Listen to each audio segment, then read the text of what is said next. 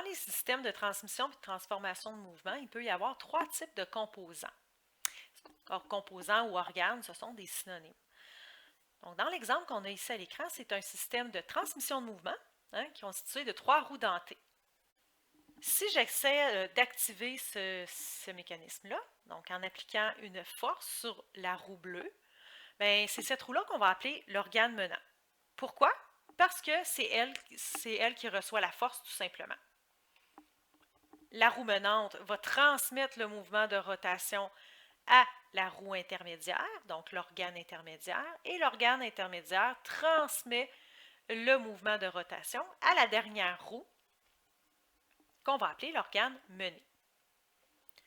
Si, par exemple, on se trouvait à retirer l'organe intermédiaire, parce qu'il n'est pas essentiel au fonctionnement du système, on a besoin d'au moins deux composants pour avoir un système. Ici, si je la retire, cette roue intermédiaire-là, on n'a qu'un organe menant et qu'un organe mené tout simplement. Si j'applique la force sur la première roue, on va l'appeler l'organe menant.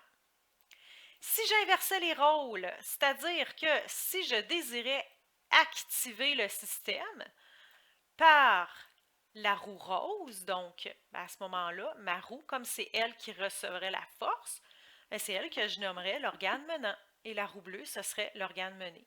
Alors, de faire attention, ce n'est pas nécessairement dans l'ordre qui sont placés. Il faut seulement analyser le système en lien avec où est la force qui est appliquée, sur quel organe elle est appliquée. Et ce sera automatiquement l'organe menant. Maintenant, si on applique ce principe-là à un autre type de système, si, par exemple, on utilise un système de chaînes et de roues dentées, donc si on applique ces trois principes-là, bien, si j'active le système ici, c'est un système de transmission de mouvement aussi, j'applique la force d'action sur la roue bleue, bien, à ce moment-là, la roue bleue sera l'organe menant. L'organe intermédiaire sera la chaîne, et l'organe mené, donc celui qui est entraîné dans le mouvement de rotation, bien, ça se trouve à être la petite roue rose ici à droite. Si c'était un système de poulies, de courroies et poulies, bien, ce serait exactement le même principe. La courroie serait l'organe intermédiaire.